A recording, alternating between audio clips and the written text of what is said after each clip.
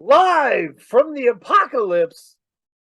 Did he just start the song with Prisoners of Azkaban? This is State of the Game. I am your host, Dano. If I was a garment, I would be the biggest pair of Jenkos you could imagine. Yeah. The black Jenkos that made everyone suck their teeth and go, what is he trying to prove? That would be the garment that I am. I am joined as every week by my co-host, Kay Diggy. Kay, if you were an item, a clothing item, you would be the kind of sweater that makes other people insecure about their sweater collection. I like Nice. it. The fly That's sweater me. that makes you doubt yourself. Like, should I even wear a sweater? So thank you for being here. And we are joined by, humbly, we're going to call the Walter Payton of music journalism. Oh. You know what I mean? Old and retired. Walter Payton was great because you watch those games and you'd be like, did Walter Payton make the entire defense tired? Like, he averaged 3.5 a carry, but the entire defense is tired because his willpower was on 10. He was just maxed out. He wanted to win. And like, John Morrison is the kind of historian that digs as deep as needs to be and always gets you where you need to go. I love it, and had to have you talking about Black Thought Danger Mouse cheat codes because we have, like, you wrote one of the definitive things for Halfway House, Halfway Books on the Do You Want More album. Yeah. And it's absolutely unbelievable. Everybody should check it out. It's on Gumroad. And so, yeah, thank you for being here. This has been a dream to have you. Yeah, thank y'all for having me. I appreciate it. Mm-hmm. We will be joined shortly by Zilla Rocca, who is a wonderful rapper, a wonderful podcaster, and you can tell him I said a burgundy Puma tracksuit of a person. So we'll get that going. But cheat codes, I need people to talk to me about cheat codes because I'm fascinated by this album. The more I listen to it, the more interesting it is to me. The more threads there are. So I wanted to start out and see how everybody feels about it. Yeah. Okay, you want to start? Or Yeah. I mean, my initial impression is it didn't quite strike me. You know what I mean? Like, it didn't resonate with me. And I don't know why, because both of the names associated with the project are excellent in themselves, Danger Mouse and Black Thought, but it didn't really resonate with me, and like, it wasn't bad, it just wasn't like memorable to me. Interesting. Yeah. John, how are you feeling about it so far? Yeah, I kind of came at it from a different frame of like anticipation. Full disclosure, lifelong Roots fan, you know what I'm saying? I'm from Philadelphia, whatever. But I was not so much, and am not really that much of a Danger Mouse fan. I did not like the Gray album, as somebody who grew up on blend tapes, Ron G, DJ Juice, all of that stuff. I heard the Gray tape, the Gray album, and all of the excitement around it, particularly excitement from rock journalists outside of hip hop. They were like, "Oh, this is the greatest example of sampling ever," and it was underwhelming for me. But with all of that, cheat codes did surprise me, because I found myself really excited listening to it with their chemistry, how Danger Mouse's production really fit what Black Thought was doing. There are certain aspects of the way Black Thought rhymes just on a technical level that kind of makes me miss the more melodic stuff, like from the early Roots records. But you know, I think that there's something to be said about an overwhelming avalanche of technically precise rhymes. You know what I'm saying? And that's very much what I feel from this record. You know, I thought it was dope. I'm still listening and absorbing it, and I've been trying to do that with records that I enjoy, but you know, that I think warrant more listening as opposed to being on this endless cycle of like new releases, new releases, new releases. So I've been trying to give this one a lot more time and space, and it has been revealing some things to me. Yes, I think that is a real important thing, Case. I think the more you listen to the album, the more you start to catch the patterns, the usage, like to when I was looking at it, because this is an album I read. Okay, I pull up on Genius and read as I'm listening. Yeah. To catch stuff, and the words that he's rhyming at the end of the sentence are not that deep, right? But the stuff that is being referenced is incredible. Like the subject matter, the vocabulary, it reveals itself more and more the more you listen to it. I think it's really engaging in that way. So let me ask for you two, for someone who is like new to the Roots and new to Black Thought, what is the best way to listen to him? You mean like the best project? No, the best way to listen to like a Black Thought record. The space to put yourself in before to understand like the approach of listening. Yes, the approach. Yeah, that's a better way to say it. Dan, you wanna? Yeah, I mean, so I think the stream of thought like albums really started to put this in a 10-minute freestyle, and all this latter day Black Thought post Roots stuff has been to show you that. So Black Thought isn't like one of the rappers that gets rich doing other stuff, hangs up the rapping, comes back occasionally. Black Thought is sick for this. Like Black Thought lives for this. Like Black Thought speaks in rapping. Been rapping so long, that's the communication method. So when I started to realize that, I was like, oh, the Black Thought albums I don't like are just when he's in a bad place, you know, and he's communicating that through his rapping, right? But when he's in a good place, it's different. Yeah. I would say you have to engage from this is an addict, like this is someone addicted to doing this, and you get to benefit from that work that's been put in. You're sorry, I don't know if you guys can see me, my bad. Not yet. I'm on foot, walking these South Philly streets, baby. Nice. Strolling. You know what I mean? What's up, John? Zilla Rocca, I introduced you as a burgundy tracksuit of an individual. Burgundy Puma tracksuit of an individual. Sleek and stylish. I can't be Filano. Come on, man. Come on. I appreciate it though. I appreciate it. What's up, Keith? What's up, man? How you doing, man? Yeah. Keith asked a really interesting question, Zilla. He asked, if you don't know the history of the Roots, if you don't know the history of Black Thought, how should you like gear your approach to understand what Black Thought does well and be able to catch this stuff?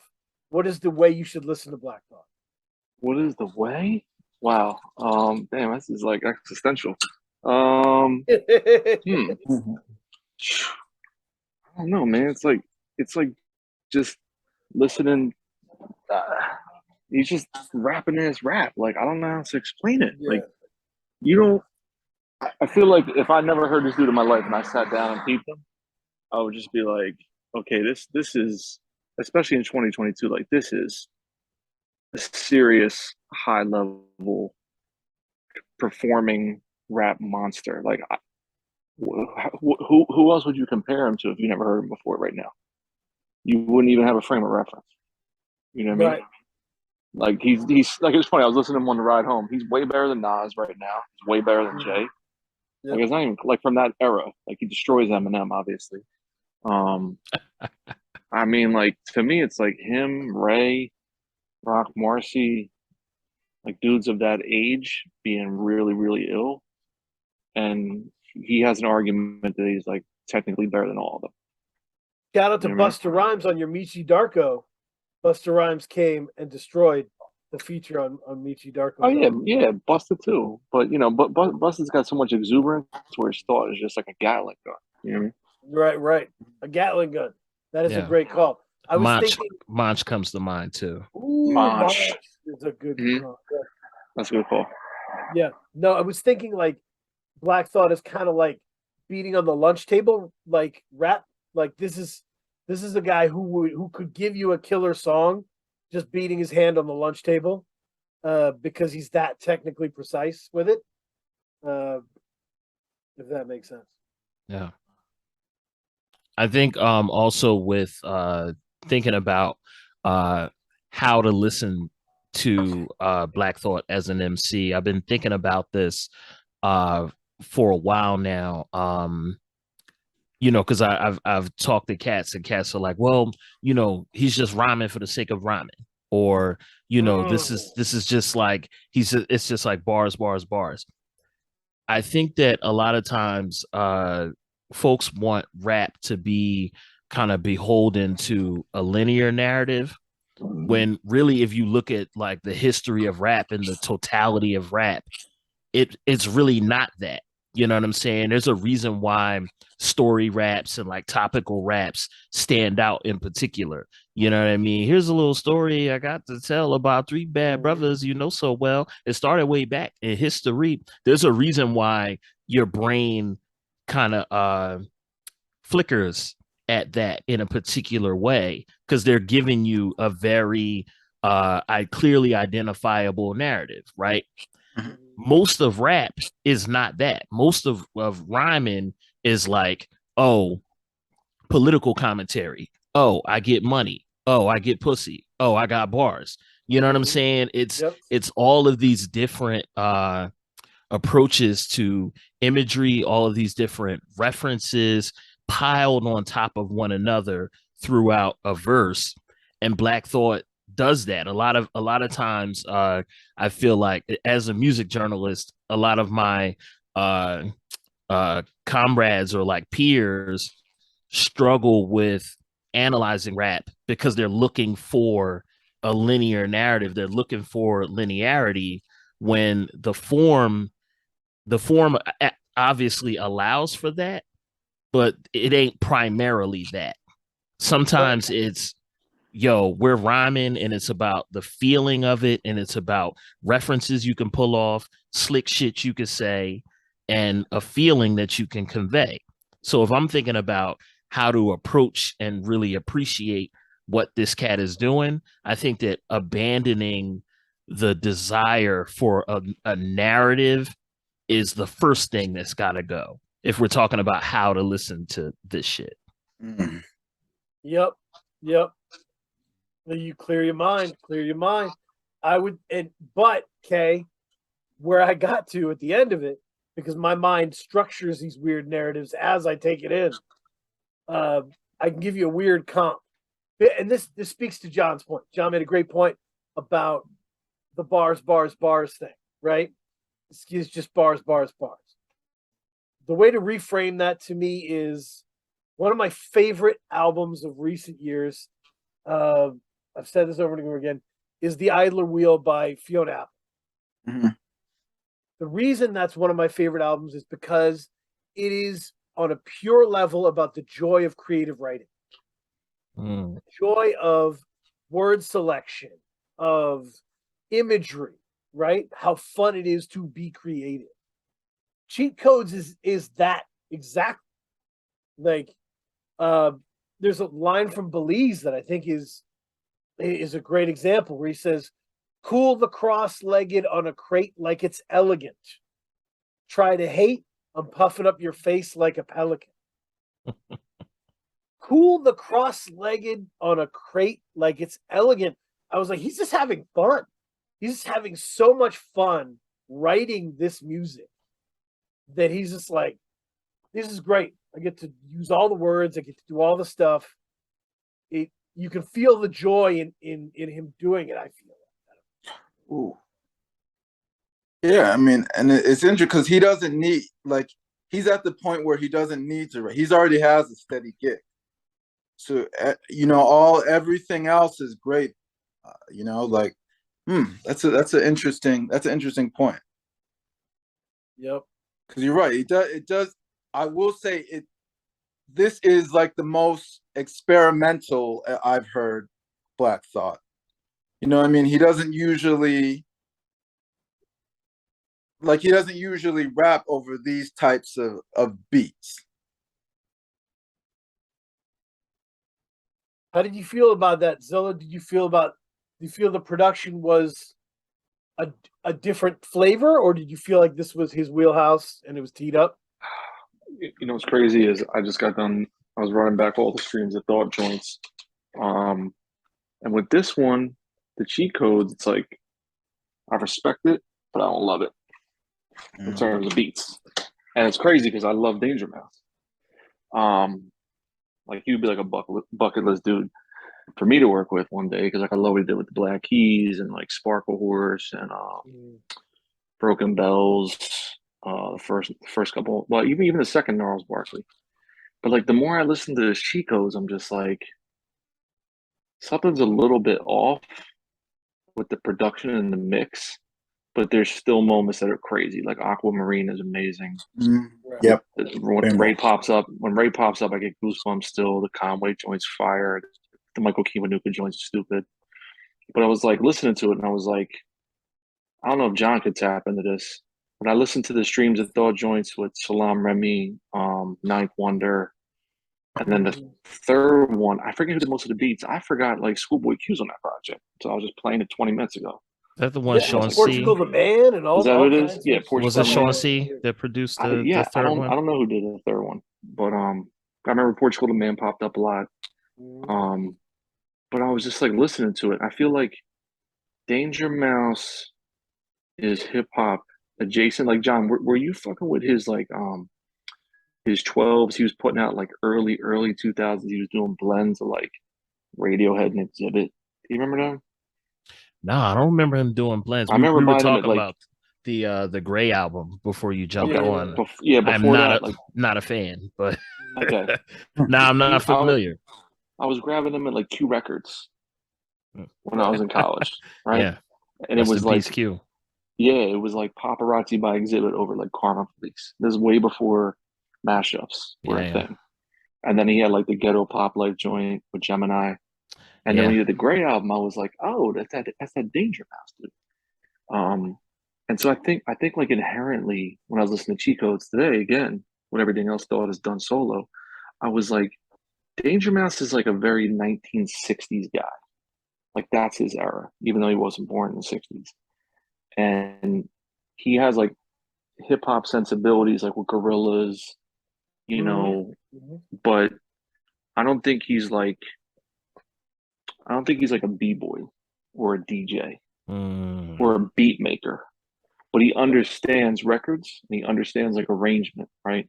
And like, you know, we'll pull J-Zone on his records and CeeLo and Doom and all that. But even like the Mouse and the Mask, which is a cool joint, that's not like a go-to Doom record for anybody. Yeah. That's interesting. Cool moments with Doom. It's interesting that you said that. Go ahead. I don't mean to cut you off. Yeah, no doubt. So I just think like, and it's having you on as a producer, you know, and DJ. I just think like, even the mix, like Thought isn't really the star of a record with the mix. Like the instrumentation is. And when you listen to the other streams of Thought's in the front, and then the beats are in the back.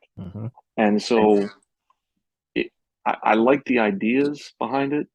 And when they hit, they work really, really well in cheat codes, like the songs I talked about. But overall, it was like I said, like I respect it a lot. I just don't love it a lot. You know what I mean?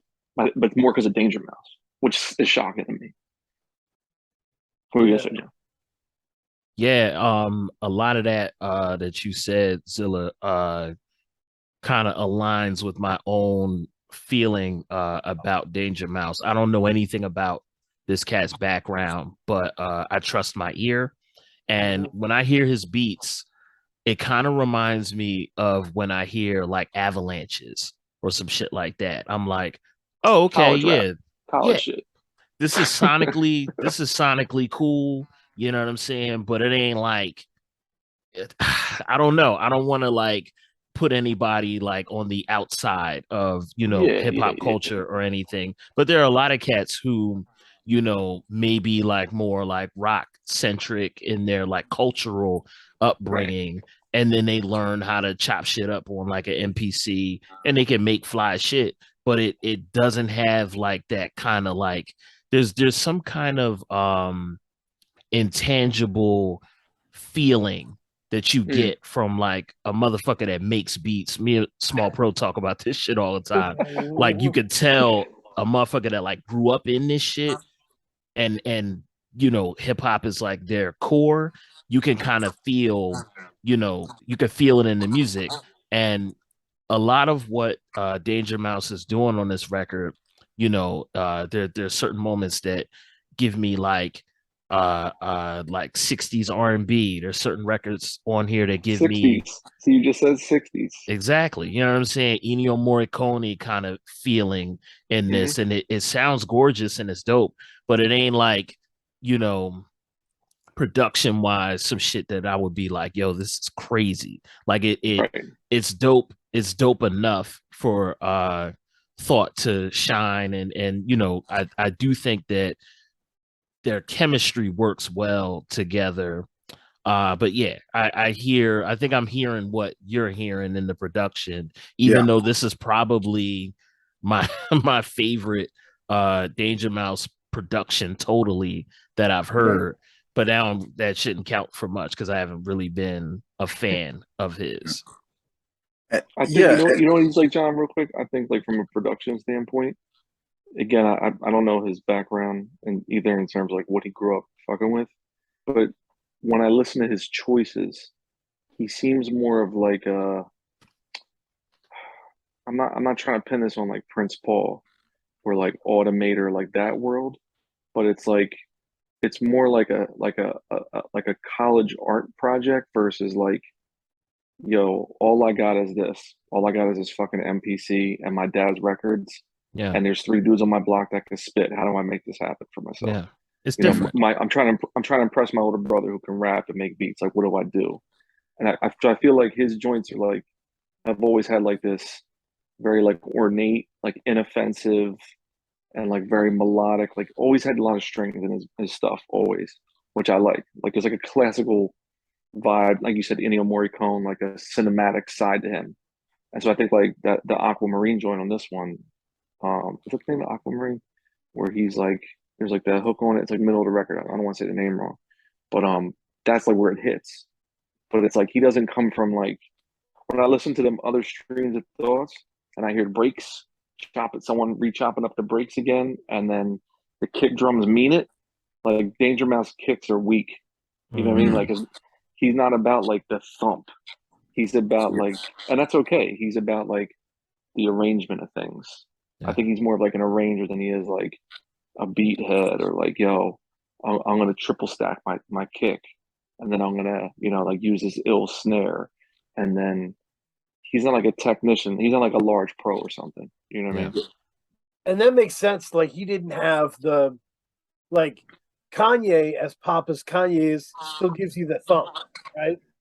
And like that's what he and Kanye, like when he was in that stable of producers with Just Blaze, I mean, you had to bring the thump if you were going to beat out Just Blaze for the placement.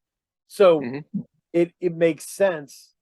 And that's a big difference. I think that's a notable thing. Yeah. Yeah. And I would say I think that kind of ties to another like issue that I had with it. Like I always associate Black Thought with like a sense of like his essence to me is there's always like a sense of urgency and edge to him. You know what I mean? Like there's always like, for me, like every time I hear him, like he's got like a message that he has to get out, that he wants to, that, you know, you've got to listen to, that you need to hear, not for his sake, but for your own sake. And I just felt like Danger Mouse's production didn't really accentuate the essence of Black Thought to me. So yeah, I mean, you know, the production was very beautiful and ornate, but it didn't like accent or accentuate what really makes Black Thought to me. Do you think it kind of like smoothed out Yes, what he usually does? yes, and it took it there. I didn't feel that sense of urgency, that edge that I usually associate with Black Thought. Look, I don't want to point this out, but I'm going to do it anyway. When you listen to the beat for the Doom joint, right, which is the same sample I used on my last album for $5 God, my album opener. Listen to how my man, the Expert, did that beat, and then listen to how Danger Mouse touched the same exact sample. It's the same record, but my joint is knocking because the Expert is a nasty hip hop ass producer from overseas. Yeah, Expert's and he loved it. Expert's nasty, you know what I mean? And he always digs. Well, I always liked his beats because he always picked cinematic pieces, but he would always have like filthy breaks. You know what I mean? And he would have ill arrangements. Expert's got incredible arrangements. Writing his beats are fun because it's like, this is the intro, this is the beat, this is the bridge, the hook. Like that's how you get the beats from him. But when I heard the Doom joint, I'm like, oh, this is my song's dead forever now. You know what I mean? $5 God doesn't exist. Doom is back on this Black Thought record. And I'm like, but even his version's like a little hollow. It's like a little just, it's like filtered for no real reason. Like he filters a sample and not like in a OVO way where you're like, oh, this is the lane he's going for. No, I think I think I've been a big fan of Danger Mouse as well. So, but I think the criticism makes sense in how I understand him, right? I understand Danger Mouse as sort of an amplification chamber, right? Before the Black Keys knew Danger Mouse, they were like a cool Southern rock kind of band, right? After they knew Danger Mouse, they took over the world, right? And like it was Danger Mouse figured that out. Like I have a theory. You know how like the White Stripes hate the Black Keys because they feel ripped off. Yeah. I feel like they also fucking quit. I feel like it was Danger Mouse. I feel like Danger Mouse came to them, listened to Attack and Release, and then listened to the other stuff around it. Yep, like Rubber Factory and all that before. Yep. If they don't sound, he gave them. But see, the weird part is he gave Black Keys like an oomph and a thickness and a fullness they didn't have when it was just two dudes. And he gave them like the fucking Chevy commercial type shit and like the arena rock joints and all of that. But then the weird thing is with the Black Thought album, he goes the other way. Right. See what I'm saying? It doesn't have that hit to that and that urgency that Diggy was talking about. And so that's like the weirdest piece of it. Whereas Thought's never gonna scale back. You know what I mean? It doesn't really matter. And where Danger Mouse is coming from now, he's coming off these series of Kiwanuka albums, right? Like Michael Kiwanuka started as NPR coffee shop jazz. Sorry, soul. Like very minimalist, very sweet stuff. Danger Mouse got a hold of him. He was, platinum in the UK, winning BAFTA awards, like the big deal now, right? Made big, thick 70s feeling albums, but like I said, amplification, right? We're making it bigger, big screen. So I think he was trying to do that for Black Thought. I was on an IG Live with Nick Marsh, and I said, I think Cheat Codes is the least pop album of the year. It's definitely not like a rap album to me. And it doesn't feel like a pop album either. It doesn't feel like it's only 12 or 13 tracks. It doesn't have the ear markings of like a modern pop album. Right. but it's not really underground either. It's kind of Nah, except for the Conway joint where he just like goes into like the Beat Butcher, like Derringer kit I and just peeped makes that. a Conway as beat. I mean, that's just the most Conway Griselda industry standard fucking style. Yeah. You know what I mean? But what was the very first single they put out months back that got people buzzing? What was it? because no gold teeth. No gold teeth. Yeah. When I heard that joint, I was like, this sounds like someone being like, "Oh, what if we put Black Thought on like a 1991 rap beat?" You know what I mean? Where I was like, it sounded like an approximation of that lane. And to me, like that lane, which John was saying earlier, like the avalanches type of shit, it's kind of like Dust Brothers, where it's like, we like rap, but there's other stuff that we like more, but we're going to put it on a rap BPM and break. But it's really about the other stuff we like. It's not really about rap only. And I love the Dust Brothers, but that's an accurate, accurate assessment. Right. Like, like Paul's Boutique, Beck, all that shit. It seems like Beck adjacent in terms of rap. Like Beck version of a rap album. Or like that song, I mean, that one, the No Gold Teeth. That's interesting. Because Danger Mouse is a pop entity, right? This guy produced Red Hot Chili Peppers. There's no way around. There's no way around. Yeah.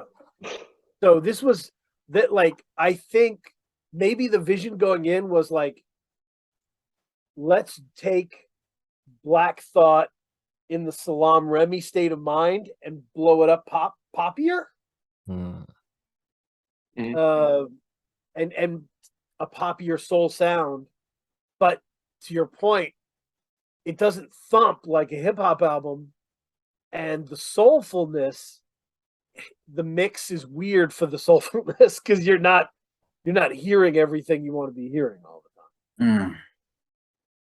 Yeah, I keep hearing heads on Twitter talking about the mix of this record. I have my own thoughts about it.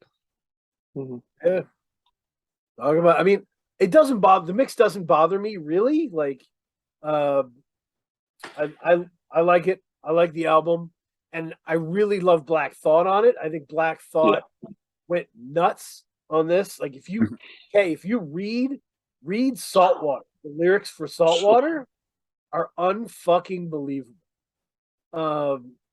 He really did show up like this is his last shot, and I respect it. I think it's that alone is a great reason. And there are definitely times when the production lines up, but Danger Mouse did not do the better work of the two, certainly. Yeah. I also go ahead, Keith. I was gonna say speak of an example where like a producer kind of blew up the sound of a rapper or kind of made them bigger. What's a good example of a producer taking a rapper and expanding his sound and making him bigger? Like what LP with Killer Mike. Okay. The Killer Mike album, that rap music record. Yeah. I'd also argue Salaam Remi with the first Fugees record, and then that obviously led to the score, and that was a whole other thing. But yeah, Salaam Remi coming in with like the Nappy Heads remix and that Vocab remix pulled them out of the water. Yeah, absolutely. And what did they do well? Like, what made them why was it successful? Both of those instances.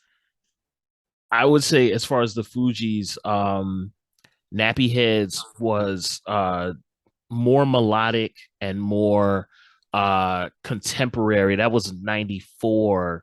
A lot of the stuff on the first Fugees record that flopped very much had like a late 92 to 93 kind of East Coast stomp sound. The production, the BPMs were fast.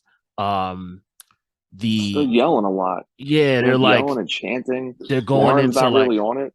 A lot of the like the Caribbean influence, the dance hall influence is like super prominent, which makes sense because 92, 93, if you lived in the hood and heard black radio, it was very, very dance hall oriented. So that they were doing this kind of fast, hard, stripped down dance hall Jeep beats kind of thing. Salam Remy slowed the tempo down, had that beautiful melodic trumpet sample, and gave them a good song, like a better version of what they had made. So, it aligned more with where rap production was going leading into 94 and then 95. So it was bigger, more melodic, and it was more contemporary. And Vocab was like a lesser version of that, but Vocab was still the shit too. So it was a better, more contemporary, bigger version of what they had already done, to put it short. You know, then when Mike and L, no, you go. Oh no, with Mike and L, it was just like Mike just never had like solid footing. He was always like in the right place at the wrong time, or like catching Outcast on like the whole world or Kryptonite.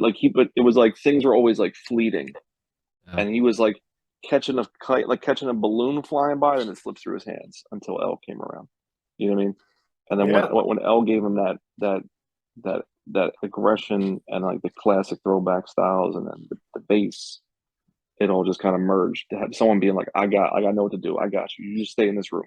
Don't leave. Here's the music. And that's it. You know what I mean? And then because L was way bigger than him at the time. You know what I mean? Yeah. Right. No, Kay, the first thing that came to my mind, and I'd love to hear how people feel about it, was Swizz Beatz and the Locks. Right? So the Locks were on Bad Boy, and you can listen to Money, Power, Respect. They were just kind of given the same kind of beats other people on Bad Boy were given.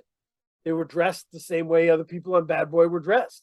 They weren't really allowed to stand out and be who they were.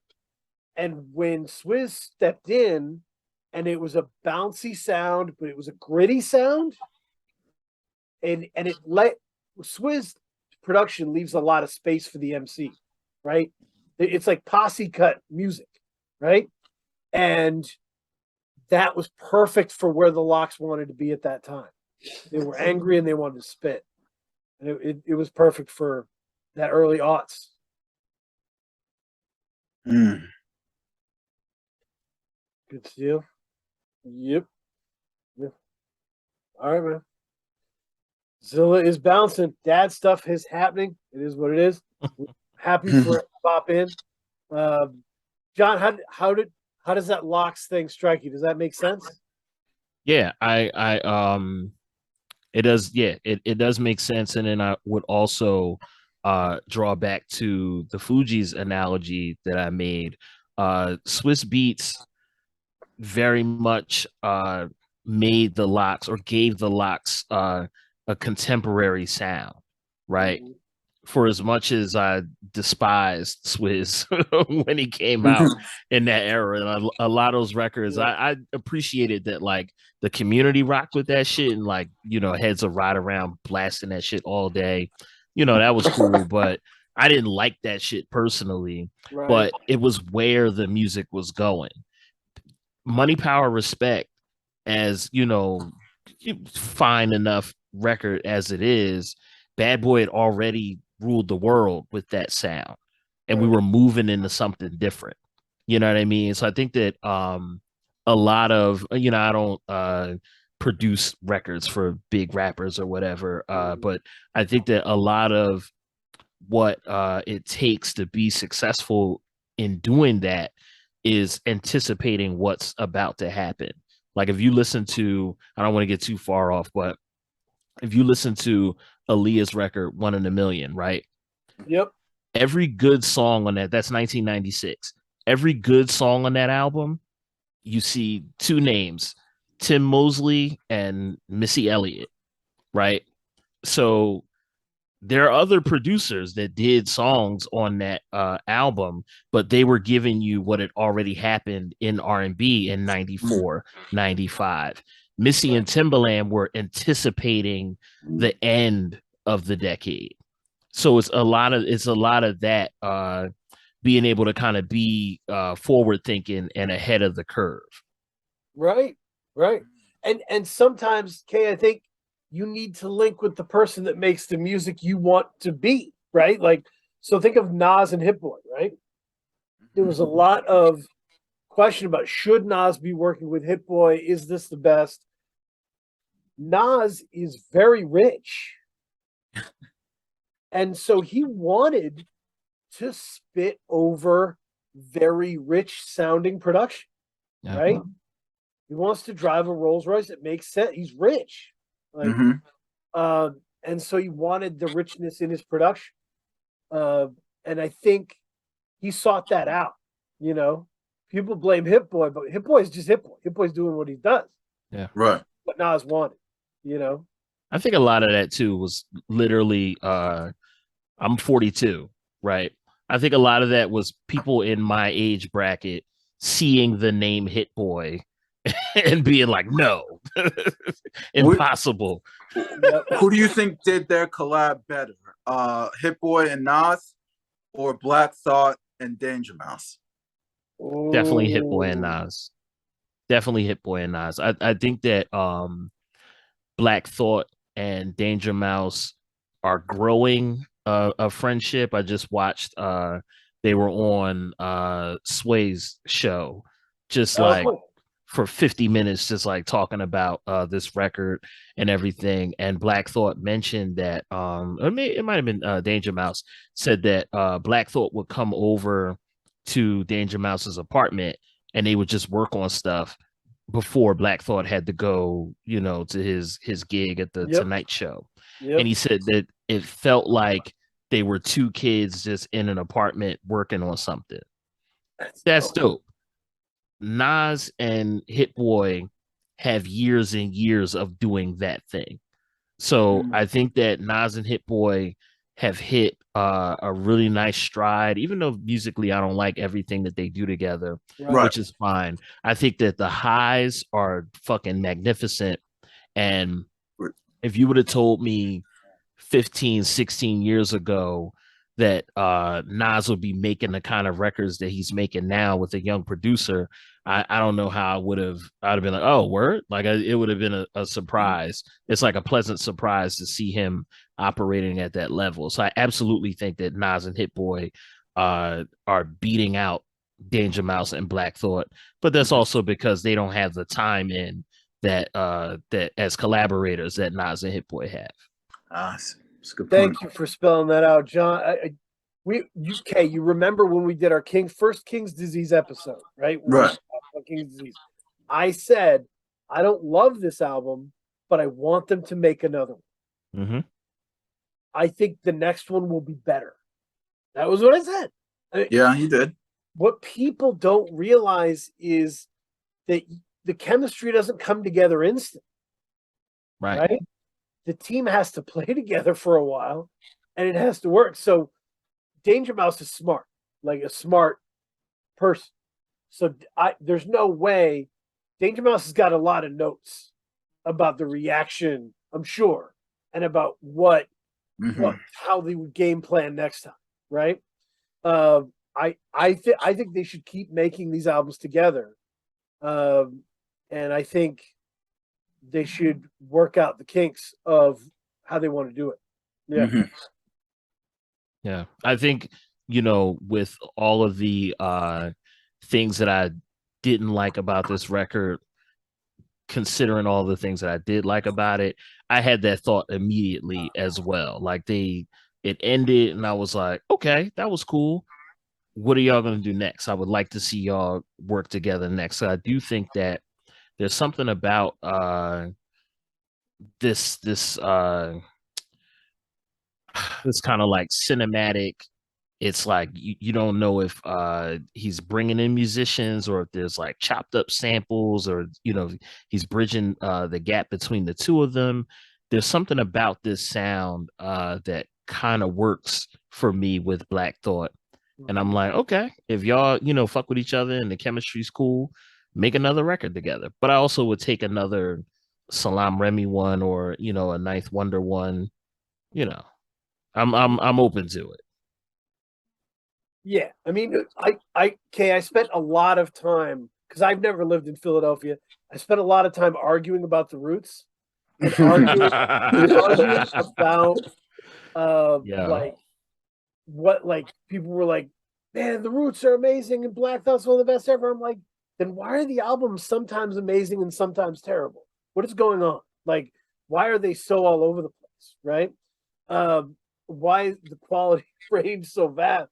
So like there was always a sense of we haven't gotten the Black Thought album we want, right? There was a sense of that, and I this isn't the Black Thought album I wanted, but I feel like it's closer than we've ever been to what I wanted out of a Black Thought album. And what do you want out of a Black Thought album? So he was given free range to control the kind of dynamics and framework of like the space. I'm just gonna spit, right? This feels like a collaboration between two people.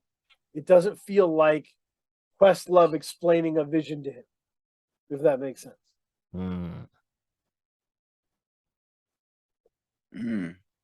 I don't want to speak ill of Questlove. I just say Questlove has a certain sparseness to the sound that feels dry, like Trisket dry at times. John, what was the Al Green album that he produced? Shit. I can't think of the name of it, but yeah, I'm familiar. I'm familiar. And Al Green's great on it, but it's kind of minimal, dry Questlove. And I was like, man, like if you love Al Green, you want that like high records, that loaded orchestration that they were all about. I don't want this, the stuff. So I think there was a little more richness here in the soul, in like the feature selection was really interesting to have like Conway and all these different people. Yeah, I think it's a great start, and I think Black Thought is in a really good place. Yeah. It's interesting. When you said the album that this wasn't the album that you wanted from Black Thought, and it's I was thinking about this earlier today, and I was like, yo, the Streams of Thought records I thought had some really dope shit, and then some shit that I was just like whatever about, but I thought those were it, quote unquote. You know what I mean? Oh wow, that's cool. Yeah. So a lot of this, I feel like if you really, especially me being from Philadelphia, I'm biased. I think if you looked at the Roots career arc and trajectory over the years, if you take the early 90s into the full 90s run, Organics, Do You Want More, Philadelphia Half-Life, into Things Fall Apart, if you cut it off right there, Black Thought and the Roots, they get a statue in Philadelphia, right? Yep. If you take the 2000s records from Phrenology up to 2008 was Rising Down, and then 2009 they joined the Jimmy Fallon Show, and that's another era cut off. He's in the Hall of Fame at that point.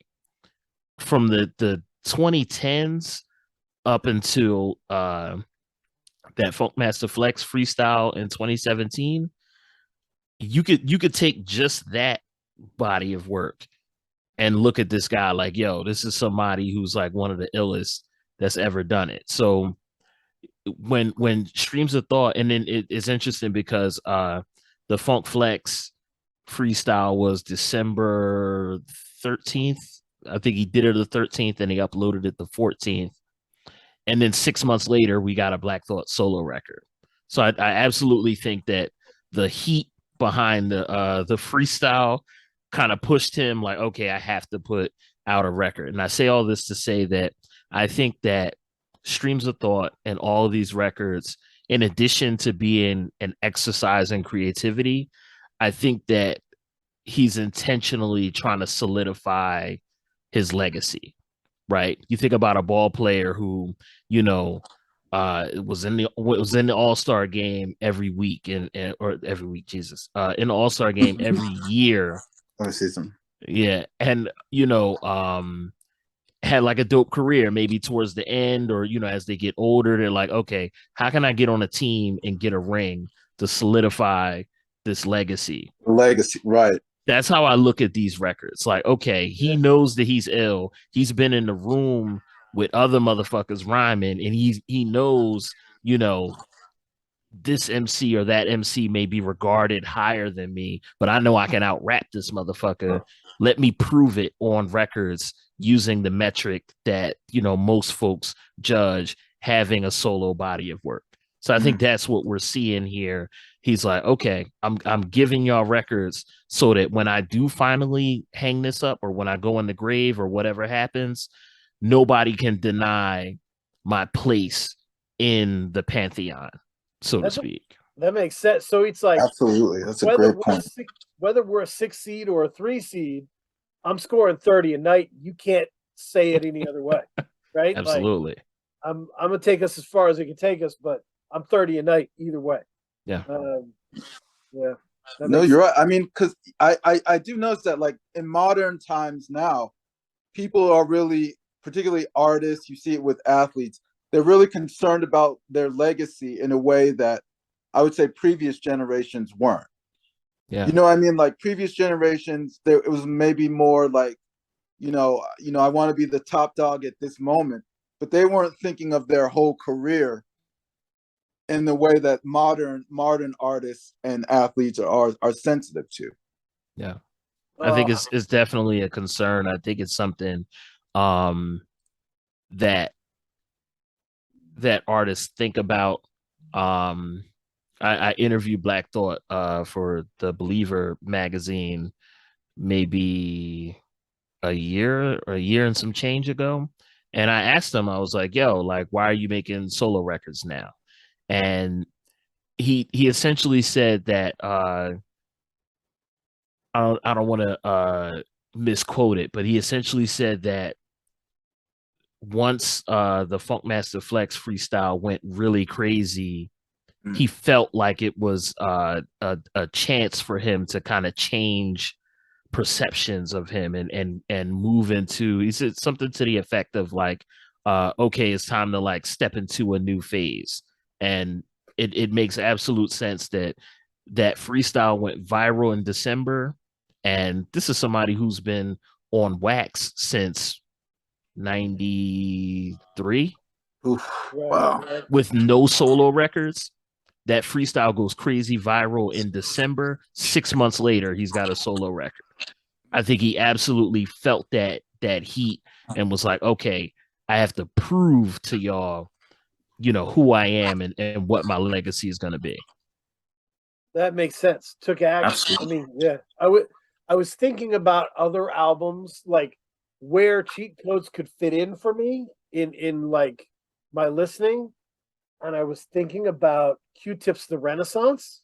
Q-Tip's The Renaissance is a really good album. Yeah. A fun album. And it gave me a new way to hear Q-Tip away from Tribe Called Quest. And maybe cheat codes can be that. I mean, it's because of the pure, beautiful inventiveness of some of these, you know, some of these ways of expressing yourself. Viola Lupita's AOT, Joint Party Lights, Lit the Harlem Nights, Peas and Rice made a Judas out of Garveyites. I mean, Gang Gang, like Billy Bathgate. Like, he was just like, there's things I've just never heard anyone say before. And there were moments, playful moments and images that I just was like, wow, Black Thoughts. Like, yeah, we took shoestrings, lemon drops, and chips from the deli, you know, knocked him out the box with the spinner tops and Skelly. Like, absolutely. That's a really cool moment for me. Yeah. Absolutely. As you said, they're just they're moments of, they're glimmers of potential. You know what I mean? Like there's just so many moments. Like as I said, I'm not necessarily like the biggest fan of the album, but as you know, Aquamarine, like I thought there in the last half, particularly of the album, there were glimmers of potential, and there were like some really, I guess you could say, very sparkling moments. It like you said, like I mean, the lines you were quoting were just, I mean, particularly that last track was my favorite track on the whole album. Yep, Violas and Lapidas, absolutely. Yeah. It's very unapologetically, like, deeply pro-black, right? In that kind of like, not like I'm pro. There's a lot of like, I've been pro-black for 5 years now, and I'm serious. You know, there's a lot of that out there right now. This is like someone who's been this for their life, and they're telling you what's in their heart. It's beautiful. It's interesting you said that because there was another, I think it was in Variety. I was reading an interview maybe 2 years after the first Streams of Thought, and the interviewer also asked him like, yo, why are you making solo records? And he specifically, it was surprising because it was different from the answer that he gave me, but he specifically pointed to Black Lives Matter as a social political movement, as something that he felt like opened up space for him to say what he wanted to say through, you know, those solo records.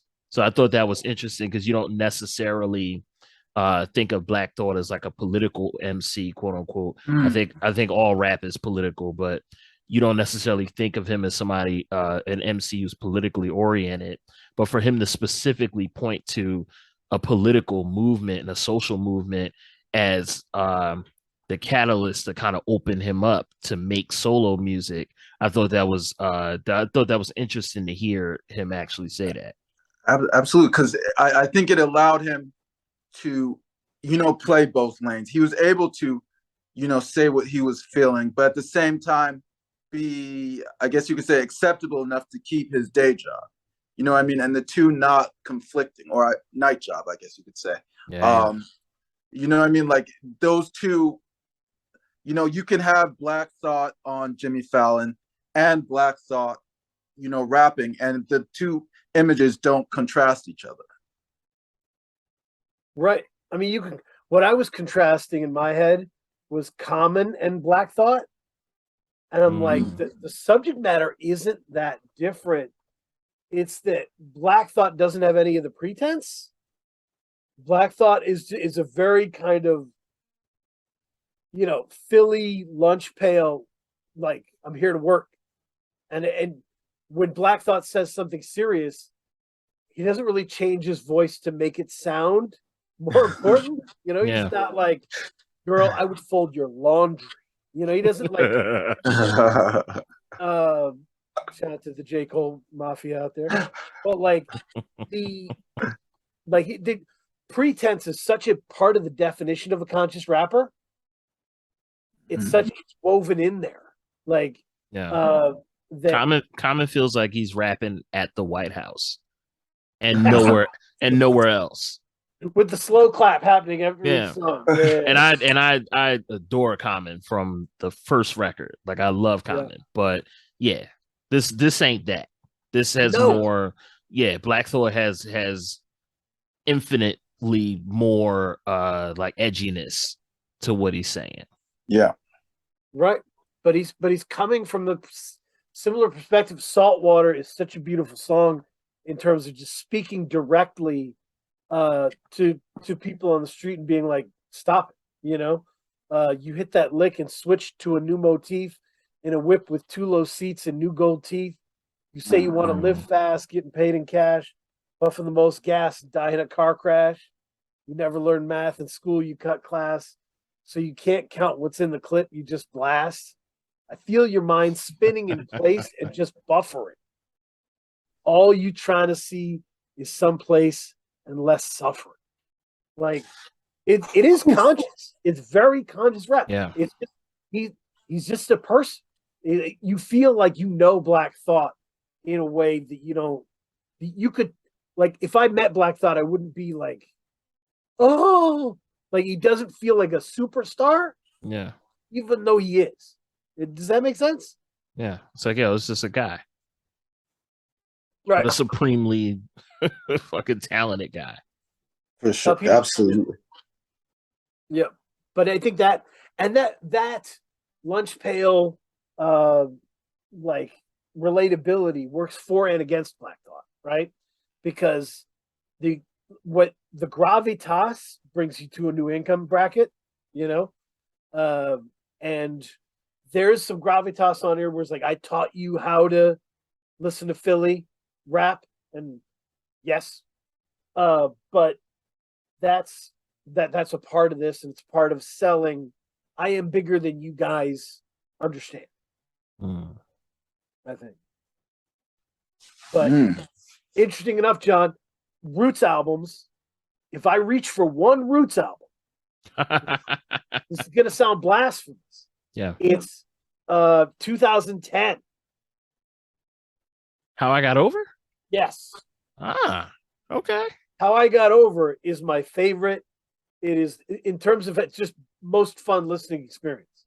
Like that record surprised me when it came out too.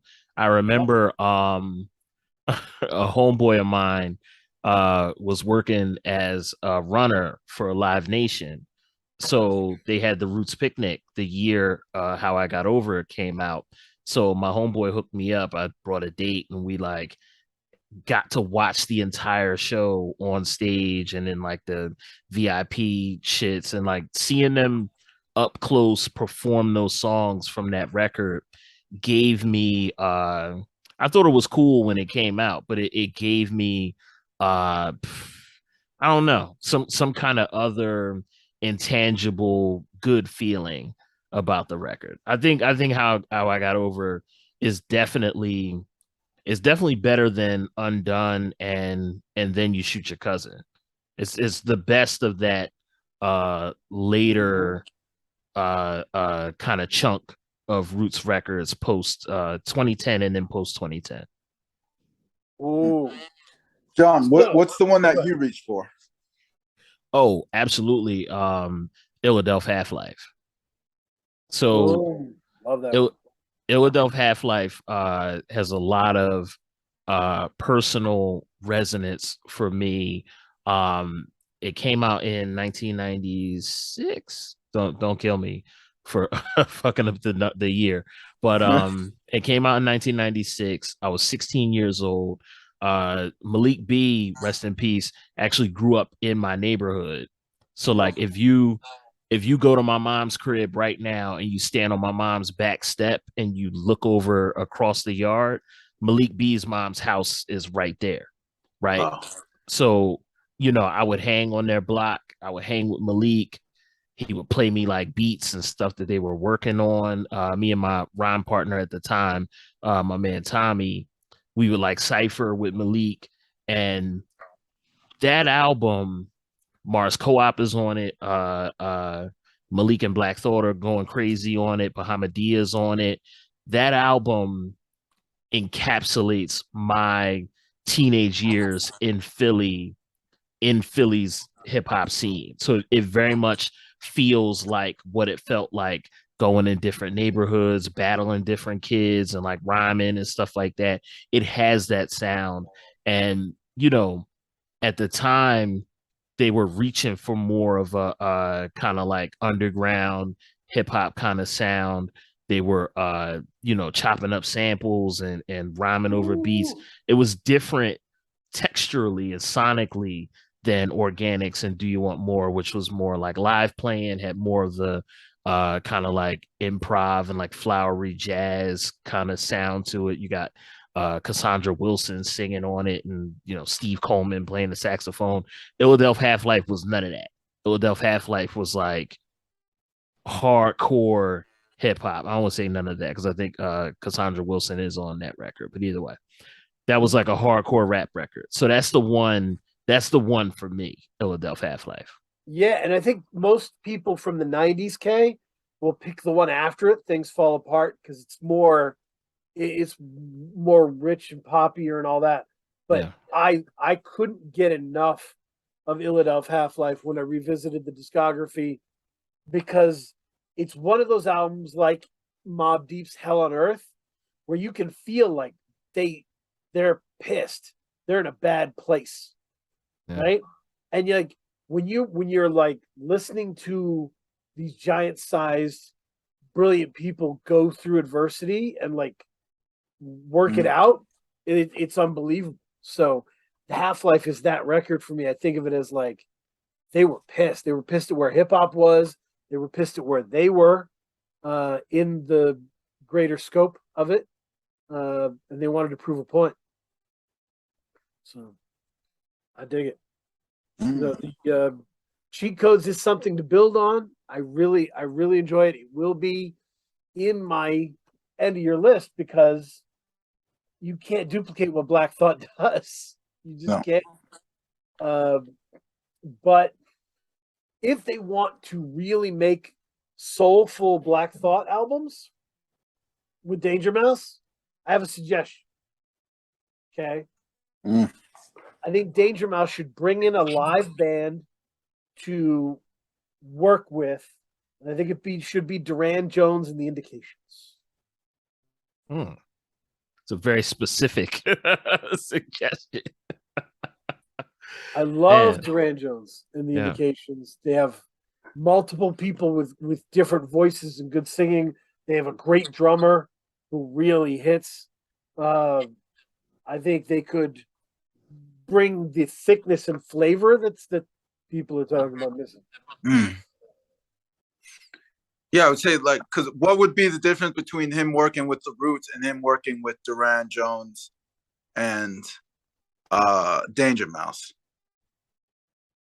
So think about the difference between Amy Winehouse before Back in Black and Amy Winehouse with the Daptones crew. Like that was the Daptones crew that gave that album that sound, as far as I know. It's texture. Yeah, it's a texture, it's a feel, and it's like as my buddy Derek said, like great soul is something you just know when you hear. Okay, it's like it hit, you're just like you're transported, it. And Duran Jones to me are the best soul band going right now. Like that's just my opinion. But I would love to see them work that out, and because a live band component would liven things up, so the music was moving, and it should be a soul band because that's what they want to do together, right? That's clearly their common language. So, yeah. Do you have any suggestions for the next album, John Morrison, or? I have suggestions for the next Roots record, not Do it. necessarily for the next Black Thought and Danger Mouse record. I want the next Roots record to have more color and joy in it.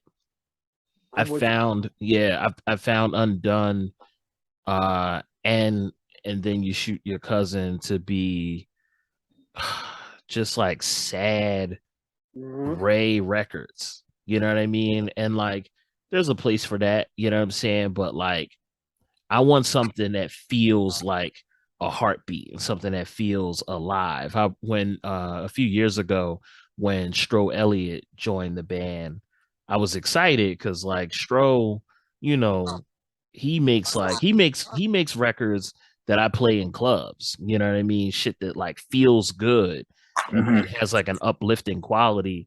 That's what I want. I want a not dark Roots record. That's what I want. A great point. That's absolutely a great point. And yeah, I'm into that. Yeah. I mean, it's completely possible. I mean, look at the place they're in. Like, Questlove is an Oscar winner.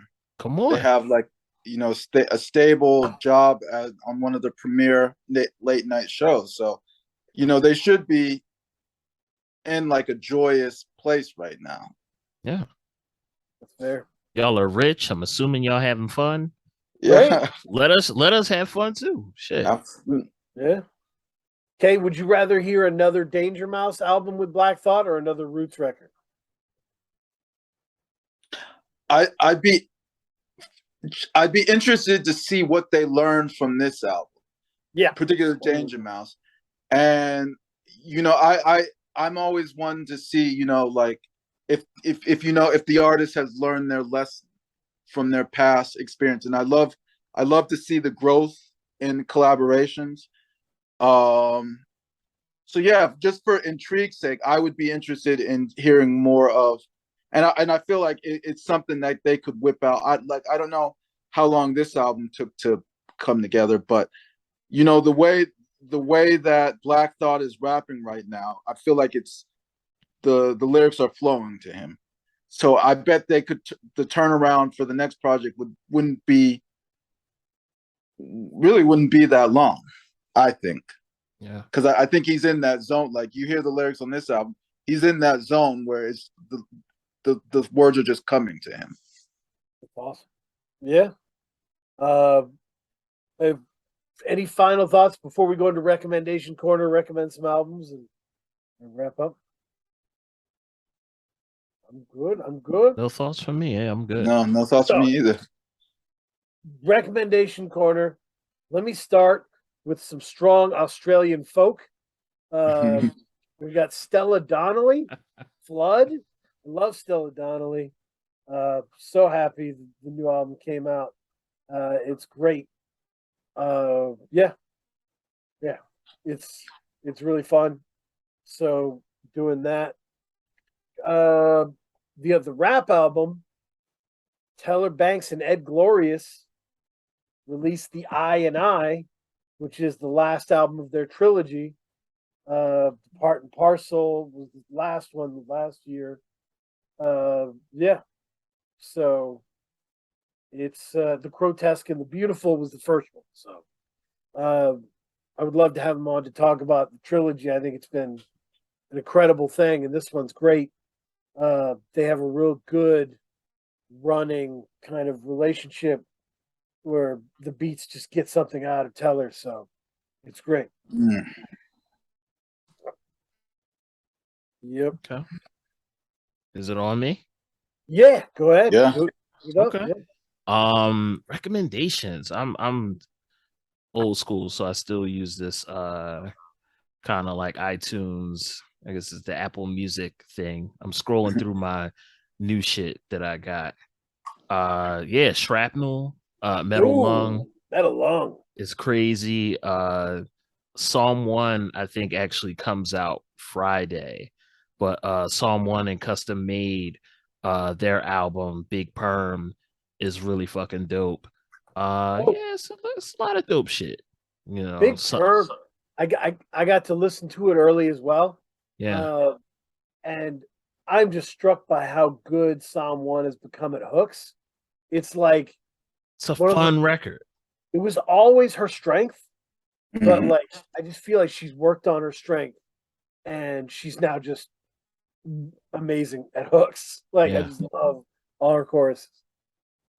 Yeah, it's a fun record. It's a fun album, but it deals with real shit. Like that's right. That's Yep, that's great.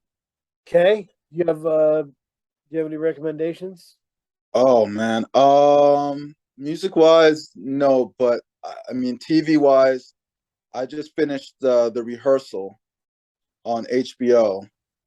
Cool. Which I really enjoyed. But I'm looking forward to that Psalm 1 though.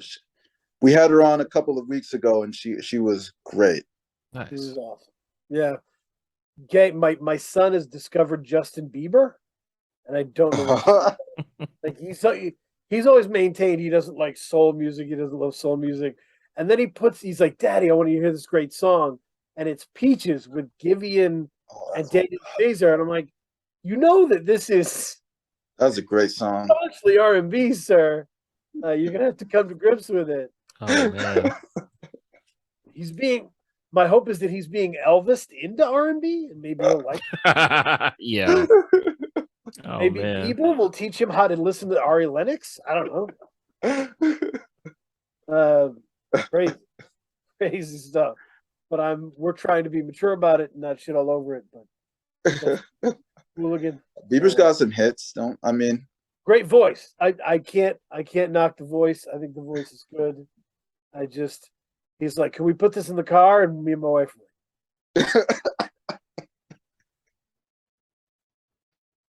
like, not gonna do it. But yeah, back to school, people. Yeah. Oh, plugs. I don't do any plugs. I'm back. Go to patreon.com/Free Music Empire. Moving away from WordPress. Having subscription stuff through WordPress was like having an email with like an AOL account. It was like old school. So I finally moved to Patreon. My subscribers are awesome. They're moving over, jumping in. So I'm very happy to start transitioning that. I'm not leaving the WordPress. I'll still have like the free stuff on WordPress. But subscriber stuff will move to that space and it'll be so much easier for me. Yeah. Read John Morrison. You're still writing for Bandcamp? You're still writing for where else? I write write a lot of places. Bandcamp Daily, The Wire, NPR Music. I'm out here.